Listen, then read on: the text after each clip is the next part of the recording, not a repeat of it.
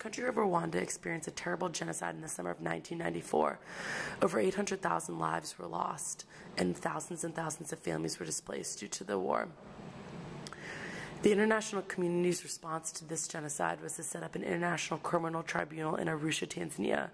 The objective of this tribunal was to indict some of the highest war criminals during the genocide.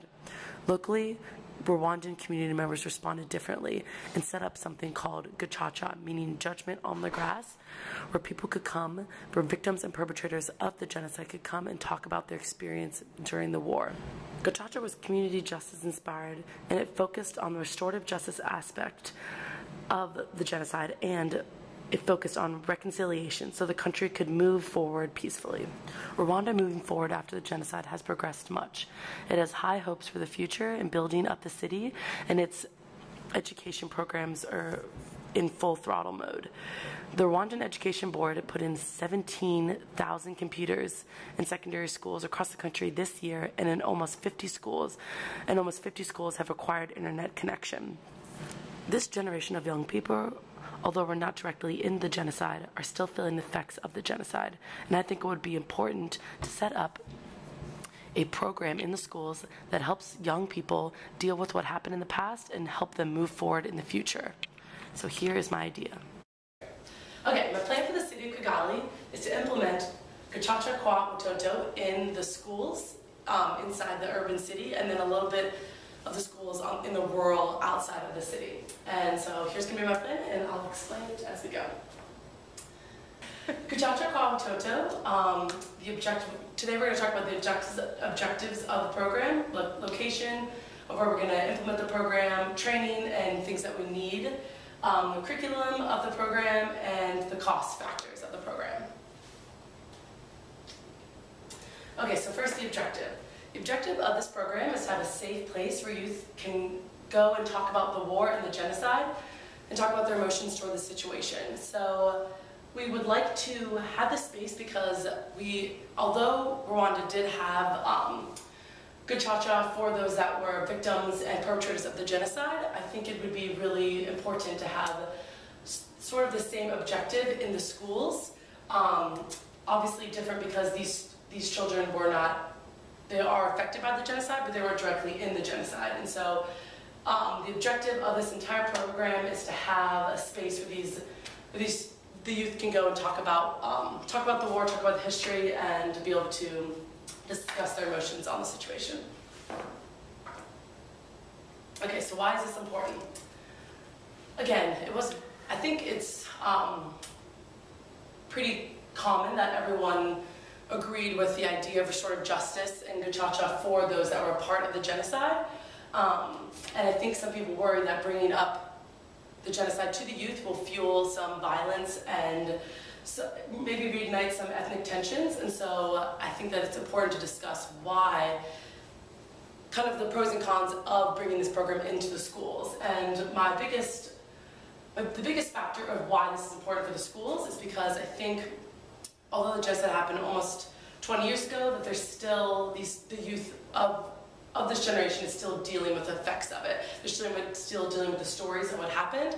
And I think it'd be very, very good to have a holistic idea of what happened in ways that they can talk about the effects of the genocide. So, yeah, now we're going to hear from Dr. Witsa on why he thinks that this would be important to implement these schools. He's a professor at James Madison University. How important do you think it is for the youth to know about the genocide? So you have to talk about the whole. It's not only the period of the genocide that you want to talk about, but you want to talk about the whole history of a country that actually had gone through an incredible crisis. Students have to know. Everybody needs to know their history. And if the history is one of violence, you have to know, because you know that you cannot move forward effectively for development when that happens. We know that a lot of men died, a lot of women were abused in these particular situations. You're going to have children whose mothers really are having them because they have no other way of aborting them because they are children of the people who abuse them. These are conversations that one have to have. You know, what is love? You know, love is not limited to an encounter with somebody you like very much, but somebody that you may not even like very much, you have to love them in a certain way in order to move forward, because by confronting that through education, through justice, and through working together, that is the only way you can really create a new nation. Now, if we look at the Holocaust situation, Holocaust history museums are there so that people will be reminded of that which was there before you move forward.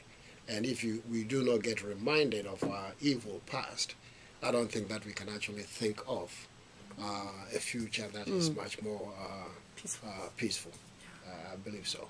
Cool. So the whole idea of reconciliation is not to forget, but rather to forgive. Yeah.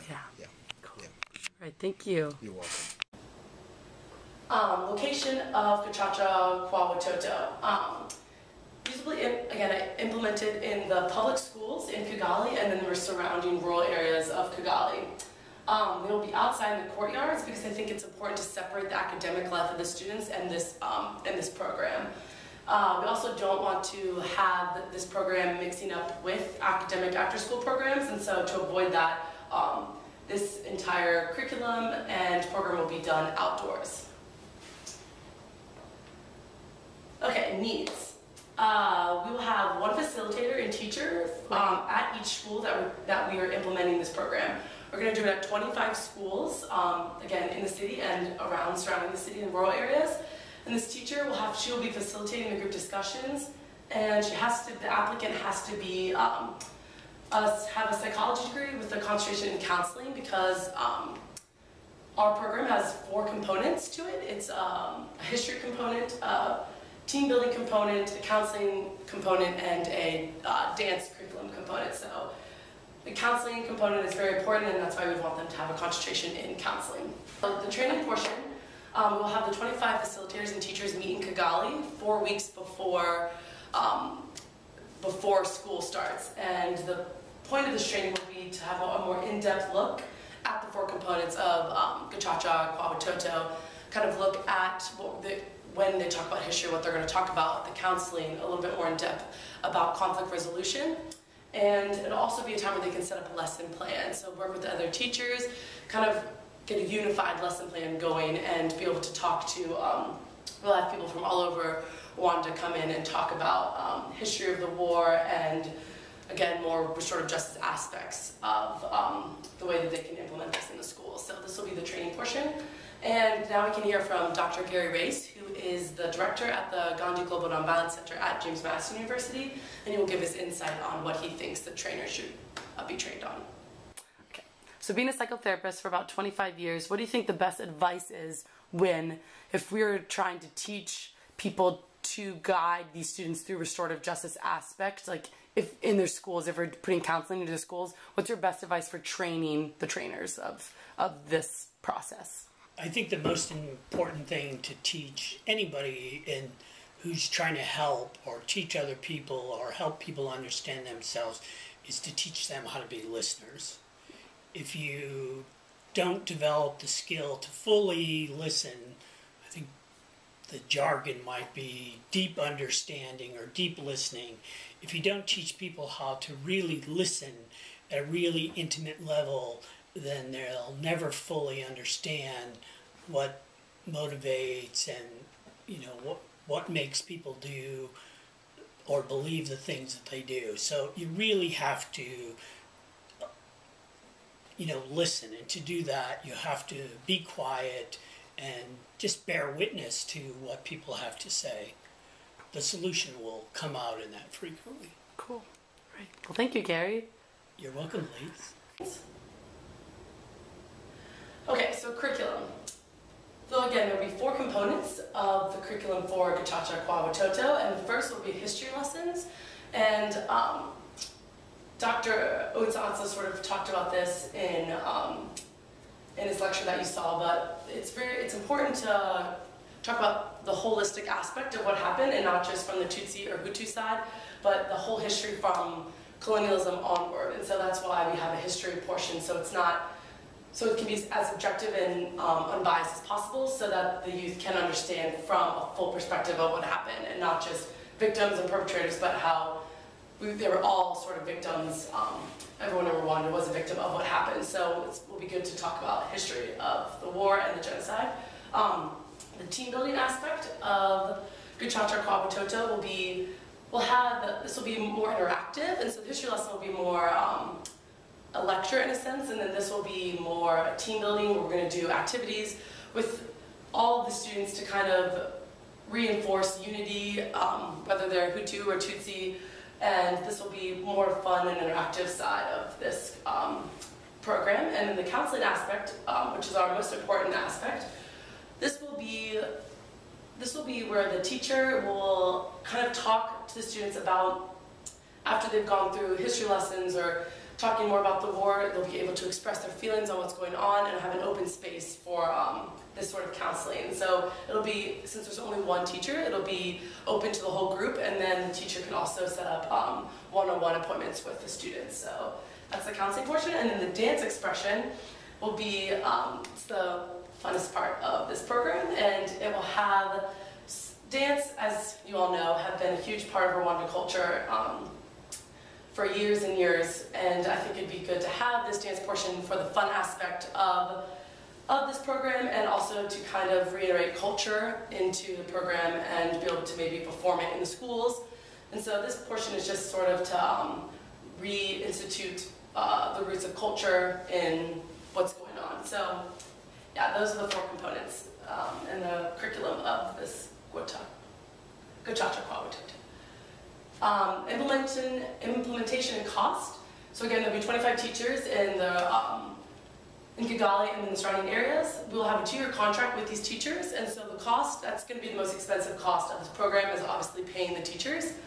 But there'll be minimum curriculum materials, again, because a lot of it is just hands-on, it's very verbal, it's not in class, we don't need desks, pencils, paper, not a lot of technologies involved, so that will be low cost. And then we will reassess the teachers after 2 years, and it's a 2-year contract. So implementation will be in these schools. Again, there are going to be 25 teachers, 1 in each school, and we will, and the cost will be quite low besides paying the salary of the teachers.